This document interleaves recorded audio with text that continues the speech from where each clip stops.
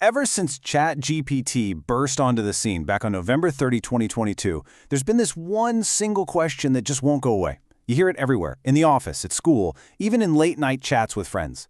It's this feeling of uncertainty, right? Kind of like a low-grade panic about what's coming for our jobs.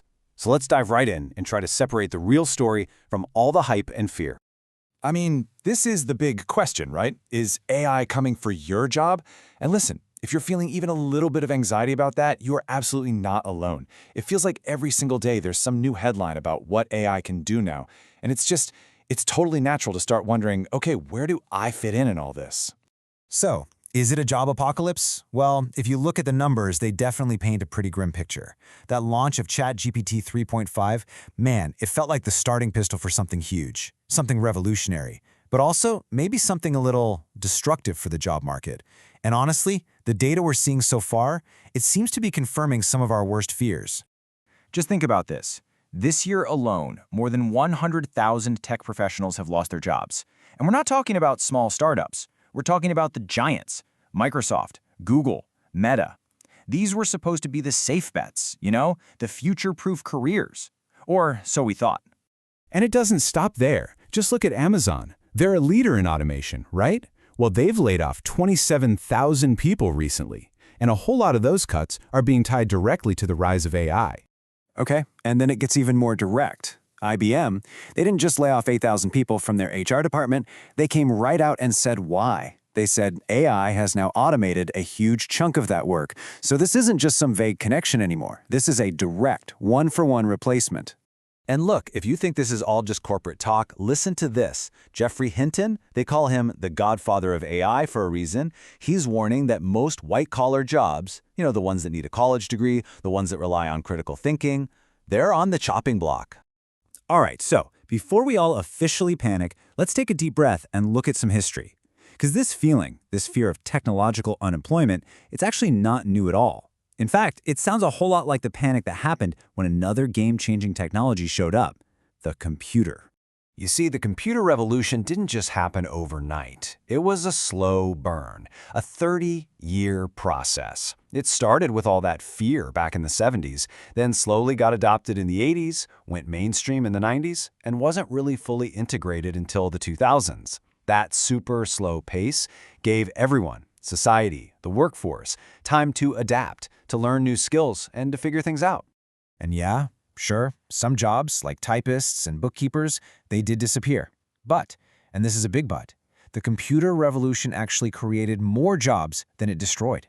It gave birth to whole new industries. IT, software development, digital services, none of that existed before. The key takeaway? The people who adapted, the ones who learned the new skills, they're the ones who really thrived. So that's a comforting thought, isn't it? History just repeats itself, we'll adapt, new jobs will pop up. Easy. But what if this time really is different? There are some pretty big reasons why comparing AI to the computer might be a really, really bad idea. Okay, so here's the biggest difference. Computers automated stuff that was manual and repetitive, grunt work.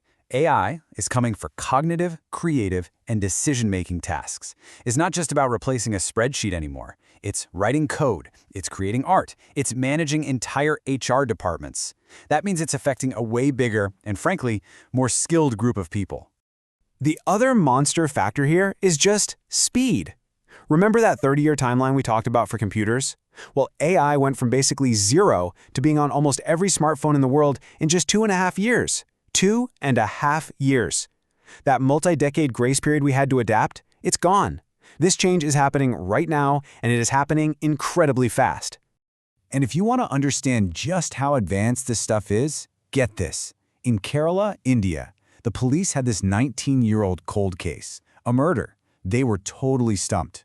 So, just as an experiment, they fed the suspect's old photo into an AI and asked it to create an age-progressed version. What happened? The AI-generated image was a 90% match to a recent wedding photo found on social media. It led them right to the suspects, and they were arrested. See? That's not just automation. That is some seriously sophisticated problem-solving. Okay, So the threat feels very real and very immediate. I get it. But the story isn't over yet, because as powerful as AI is in the digital world, it's starting to slam into some very real, very physical roadblocks. Turns out, the AI revolution runs on a lot more than just code. First up, energy. The giant data centers that power all this AI, they are incredibly thirsty for power. This year, they're on track to use 415 terawatt-hours of electricity. By 2030, that number is projected to more than double, hitting 945 terawatt-hours. To give you some perspective on that, that's how much energy the entire country of Japan uses in a year, 1 year. And look, this isn't just me saying it. Sam Altman, the CEO of OpenAI, has said it himself. He says the entire future of AI depends on energy. It's all about whether we can generate massive amounts of clean, affordable power. That is a huge bottleneck that could slow this whole thing down. The second roadblock? Physical stuff. AI isn't just some magic thing that lives in the cloud. It runs on actual hardware. And that hardware, we're talking advanced processing chips, high storage hard drives, all of it, depends on 17 different rare earth elements. These things are scarce, and the supply chain is mostly dominated by China. That creates a massive political and logistical problem that could absolutely slow down how fast AI gets rolled out everywhere. So what does all of this mean for you, for your job? Well, on one hand, we've got this technology moving at a mind-blowing speed. But on the other hand, it's hitting some serious physical limits. And right there, in the middle of that complicated reality, that's where you need to build your strategy for the future. And this is the most important takeaway. We have to reframe the problem. The real threat isn't AI itself. It's not some robot that's going to walk in and take your chair. The real threat is becoming obsolete. It's about failing to adapt and letting your skills get old in worlds where AI is just another tool that everyone is using. So how do you stay relevant? The World Economic Forum is pretty clear on this. It all comes down to a commitment to always be learning, to developing those uniquely human skills that AI just can't replicate. We're talking about real critical thinking, genuine creativity, emotional intelligence, and solving complex problems. It just means you got to keep your finger on the pulse of where the job market is actually going. Nikhil Kamath, the co-founder of Zerodha, put it perfectly. He said the days of lifelong employment after a 4-year degree are just gone. That whole idea that you go to college for 4 years and you're set for life, that's a thing of the past. Lifelong learning isn't just some annoying buzzword anymore. It's the new minimum requirement for surviving and succeeding in your career. So let's leave it with this final thought. That whole story of human versus machine, it's the wrong way to look at it. AI is not going to replace you. But a person who knows how to use AI, a person who uses it as a tool to become more productive, more creative, more efficient, that person will replace you. The only question left is, are you ready to be that person?